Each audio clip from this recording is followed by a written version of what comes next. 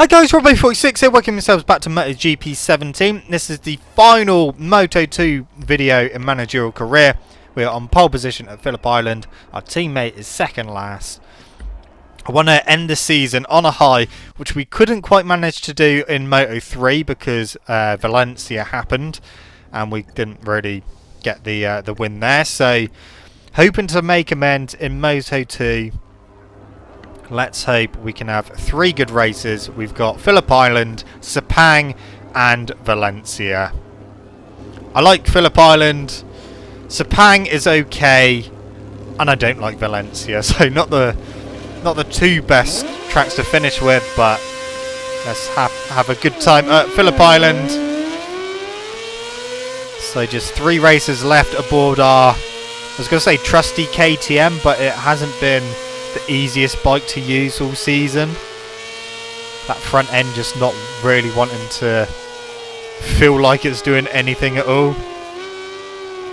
Let's see if we can get 3 dominant wins, and then hopefully we'll have enough credits for a MotoGP bike.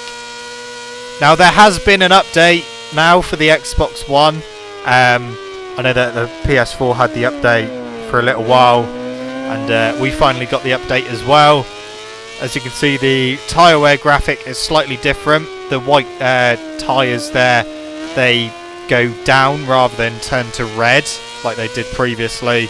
Catalonia has been changed so that they now use the F1 chicane as opposed to the MotoGP chicane, which they brought in for this season and then ended up not using because it wasn't safe. So we've got the F1 chicane to use at Catalonia now. There's been some other bug fixes, and now there you can have the chance of doing a test session in managerial career where it will reduce your R&D department work by 2 weeks. So we may end up getting one of them. Well, we probably will get one of them at some point. Let's just hope we have enough credits to do some R&D. I'm just hoping that we not only have we got enough credits for a MotoGP bike, but I'm hoping that we have enough credits so that we can have a full team in every single category, so Moto3, Moto2 and MotoGP.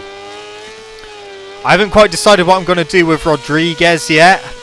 I may keep him in Moto2. I may get rid of him altogether.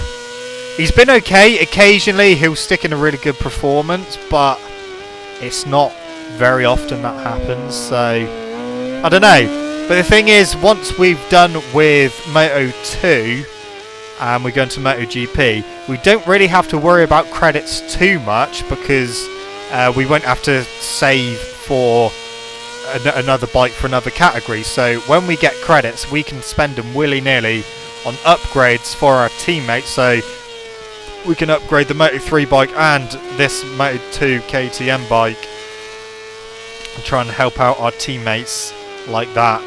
And one thing I've noticed, I think that maybe that was fixed within the new patch as well, because before the patch I had my first engine upgrade going on in Moto2. Now I don't know if you guys remember when I actually started that in the managerial career video, I did actually say during the video that you shouldn't be able to do anything to your engine because they can't touch the engines in Moto2 in real life because they're all completely sealed and they get rotated every so often throughout the season as well. Now I think that Milestone may have taken that on board because last time I checked the engine upgrade status, it was full and it was green, so you couldn't actually do anything to it. So instead of just being like 2 bars, which is what it was when I upgraded it, it's completely full and you cannot touch the engine. So I think they may have put that in to kind of recreate that of real life of not being able to upgrade the engine at all. So if that is the case, then that is good that they've put that in, because like I said, you shouldn't be able to touch the Moto2 engine.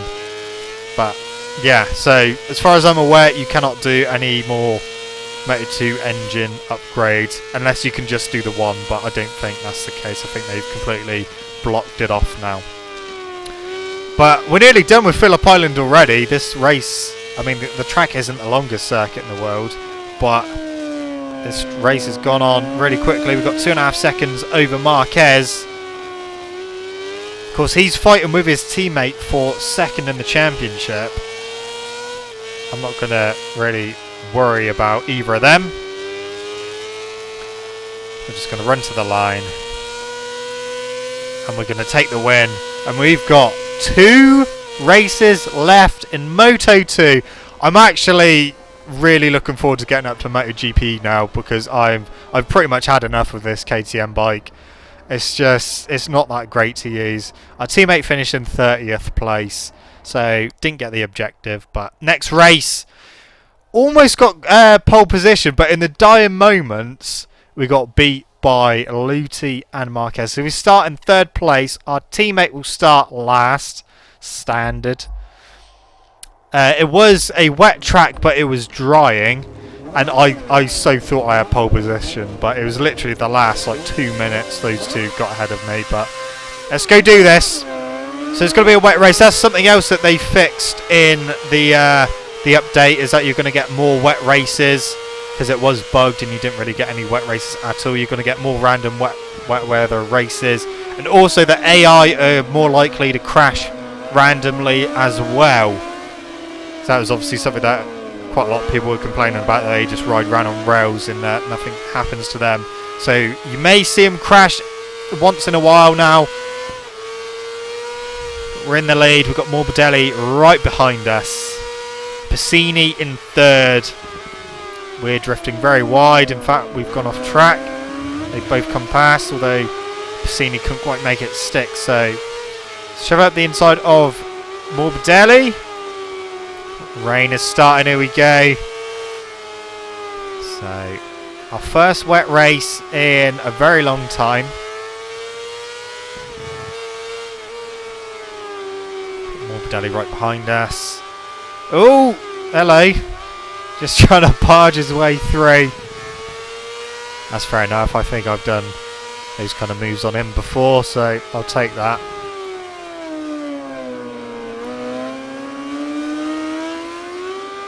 I'm not sure what we're going to be able to do here, because I'm not actually that comfortable in the wet. We're going very wide again. Morbidelli's back through, but we've got a better run through there. So we're back in the lead. I think we may be fighting for the whole of this race, but we'll see what happens. Right, onto the back straight. Morbidelli's probably going to try and slipstream us. There's a bit of a gap emerged between Morbidelli and 3rd place, so I'm not entirely sure what's gone on there. Into the final corner for the first time. Morbidelli was going wide there by the looks of that arrow. So we're in the lead. Morbidelli in 2nd place, then there's a bit of a gap to 3rd. I'm hoping we can get a decent result. Gone very wide again. So Morbidelli, no, he went wide as well. He followed me wide. That is fine.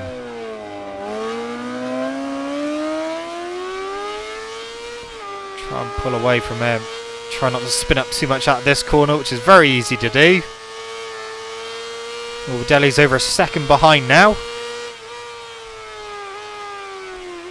Gone wide again, but stayed on track that time just about. 3rd place is catching Morbidelli. That gap isn't as big as what it was. So Morbidelli could be in for a battle. That's the only thing we're battling at the moment is our bike.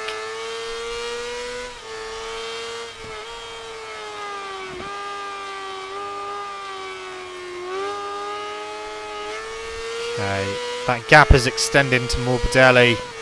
He's got a bit of a gap again. Through here. Luckily, that corner is quite a slow corner. Baldessari's crashed. Yeah, that little left-hand hairpin is quite a slow corner, because I think if it was quite a quick corner, we would have troubles with the front end in there, but because it's quite a slow corner, we don't have too much of an issue. But we are pulling the pin at the moment. We've still got one more lap to go. It's over 2 seconds back to Morbidelli now. We run to the final corner. Well, I wasn't expecting this. I was not expecting to be leading from the front in this race and pulling away from them all. Just because how we felt in qualifying. I mean, like I said, I was thinking that I was on pole position. It was only in the dying moments that Marquez and Luti got ahead of me. But yeah, it's going well. As long as we hit our braking markers. Or not, as the case is for the first corner. Tyres looking alright. Just try not to spin up through here. That's fine through there. Gaps extending to Morbidelli.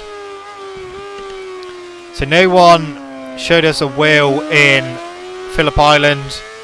Morbidelli showed us his wheel a couple of times in this race. But other than that, we've pretty much got this one nailed. Of course, this is the penultimate race.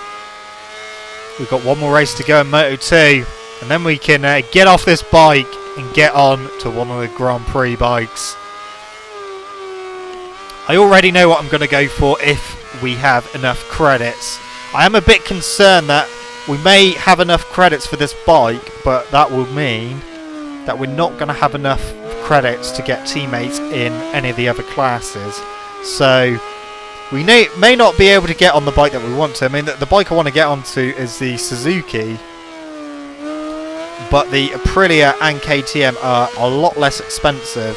So if we have just enough credits for the Suzuki, we're gonna unfortunately miss out on it and go for either the Aprilia or the KTM, just so that we can get teammates in all three categories, because that's what I want to do.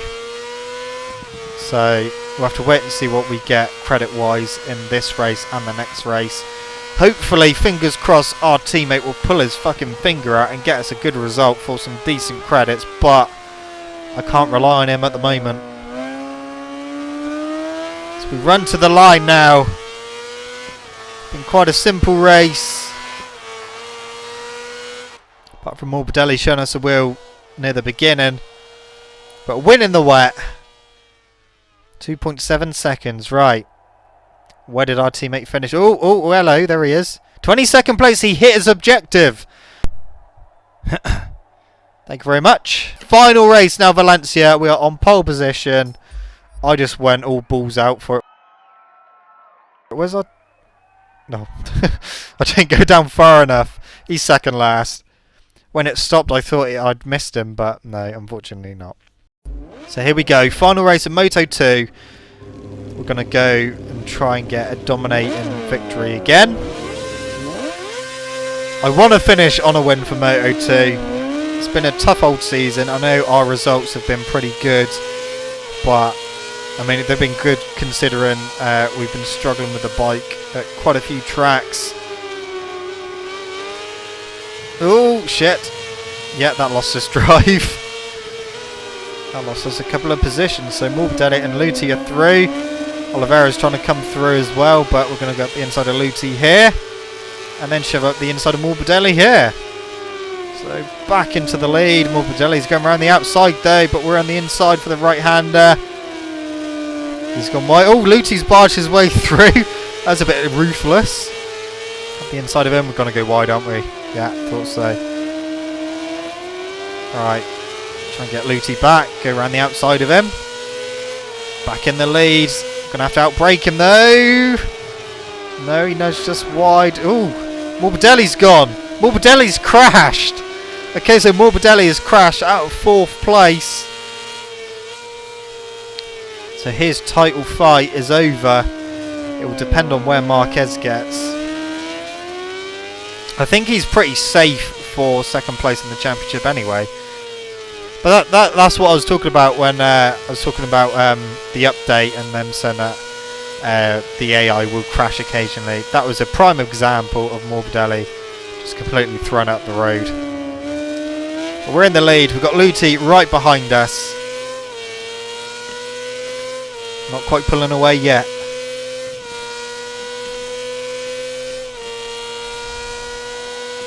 Into the first corner. Bit of a bump on the way in. But nothing that unsettles the bike too badly. Again, I was having a few front end issues here in qualifying, so I changed the suspension again. And it made it feel a bit better. It's not feeling how I'd like it to, but it is what it is. Luti's still right behind us. A bit wide again. But I would love to win this final race. I just want to know what our credit situation is as well. If we get a decent amount of credits in this one, then yeah, we will only just have enough for the Suzuki in MotoGP, which is going to be a pain because it means that we're not going to be able to have it, because otherwise that will mean no riders in Moto3 again, one rider in Moto2 and just us in MotoGP. So I think it's going to look like we're going to have to settle for either the KTM or the Aprilia.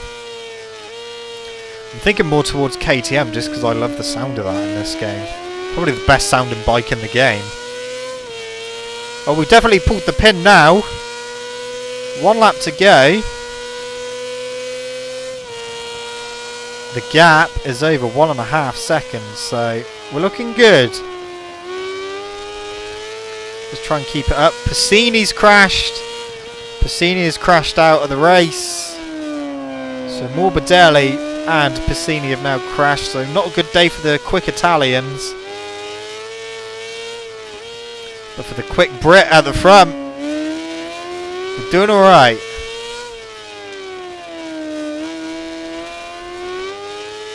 Considering I don't like this track as well.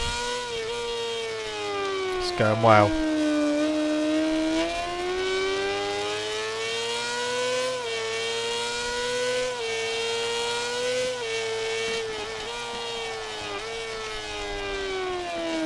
Alright.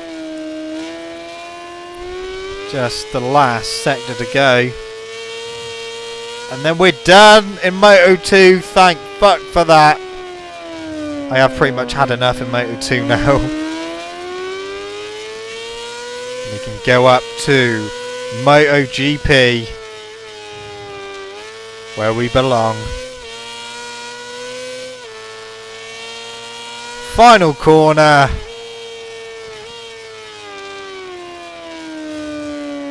And there we go. That is Moto2, guys, completed in managerial career mode.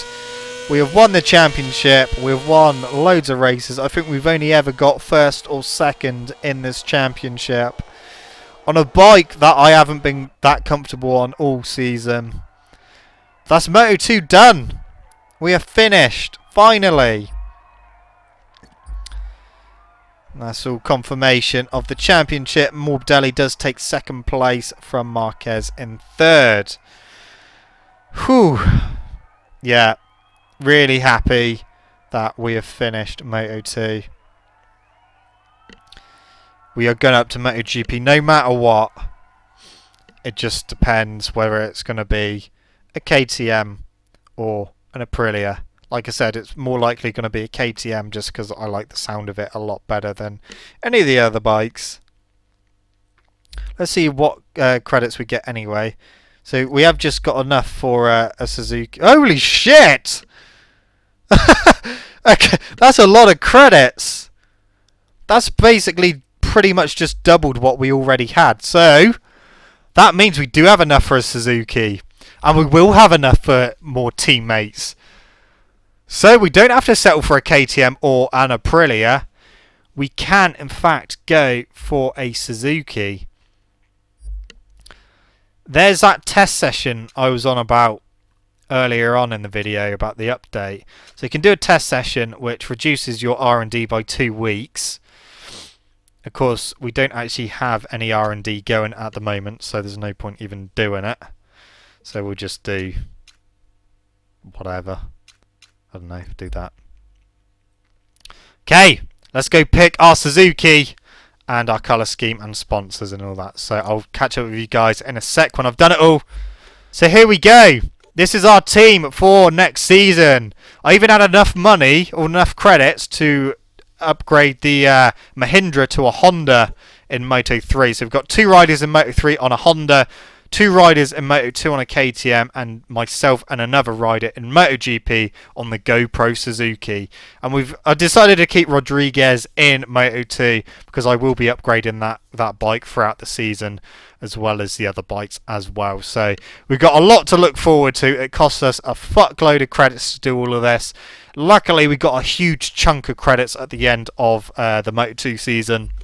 But MotoGP is the next season we're going to be doing, and we get to keep an eye on all of our teammates, manage them all, upgrade their bikes to see if we can help them get better results as the season goes on. I'm looking forward to this, and I'm looking forward to jumping on that Suzuki for round 1 of MotoGP, which of course will be in the next video, guys. So thank you so much for watching. Don't forget to leave this video a like if you enjoyed it. Subscribe to my channel for more content, and I shall see you guys in the next video for some MotoGP action. See you!